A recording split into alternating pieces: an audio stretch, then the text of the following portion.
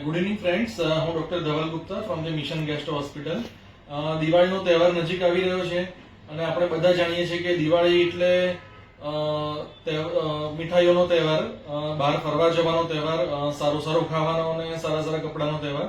તો પ્રત્યેક વર્ષે અમે જોઈએ છે કે દિવાળી અને દિવાળીના પછીના સમયમાં ફેટી લીવર છે, આઈબીડી છે, આઈબીએસ તથા અન્ય પ્રકારની પેટની બીમારીઓના તકલીફોમાં ખૂબ જ તીવ્ર ઉછાળો જોવા મળે છે.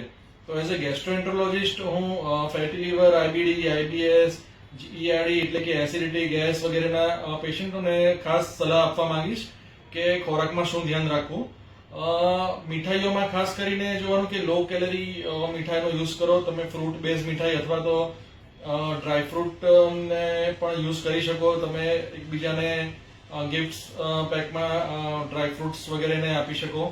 તદુપરાંત જો નમકીન વગેરે યુઝ કરતા હોય, જો રેડીમેડ નમકીન લેવાના હોય તો તેમાં ખાસ ધ્યાન રાખો કે પામોલિન તેલને અવોઇડ કરો તથા જે સ્પાઇસી અને ફ્રાઈડ આઇટમ છે તેને અવોઇડ કરો.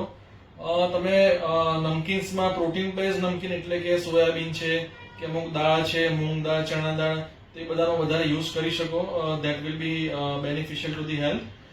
તદુપરાંત એક્સેસિવ ફાસ્ટિંગ અને ઓવર ઇટિંગ બંને અવોઇડ કરો. લેટ નાઇટ ઇટિંગને અવોઇડ કરો તથા જો રજાઓ હોય તો એક્સરસાઇઝ કરવાનું ખાસ ભૂલશો નહીં. પાણીનું વધારે માત્રામાં સેવન રાખજો. ઠંડીની શરૂઆત થશે એટલે બી હાઇડ્રેટેડ. અને જે લોકો બહાર ફરવા જવાના હોય તેમના માટે ખાસ સૂચના કે તમારી દવાઓ સાથે લઈ જાઓ, જરૂરી જથ્થો. તેને કન્ટિન્યુઅસ ચાલુ રાખો. ઘણા બધા દર્દીઓ એવું કહેતા હોય છે કે બહાર ફરવા જઈશું તો દવા બંધ કરી દઈશું તો ચાલશે. ના, કન્ટિન્યુઅસ તમારી દવા ચાલુ રાખો. જો ઓવરસીઝ એટલે કે બહાર ફોરેન ફરવા જવાના હોય તો તમારું પ્રિસ્ક્રિપ્શન સાથે લઈ જજો, કારણ કે અમુક દવાઓ બહાર અલાઉ નથી હોતી.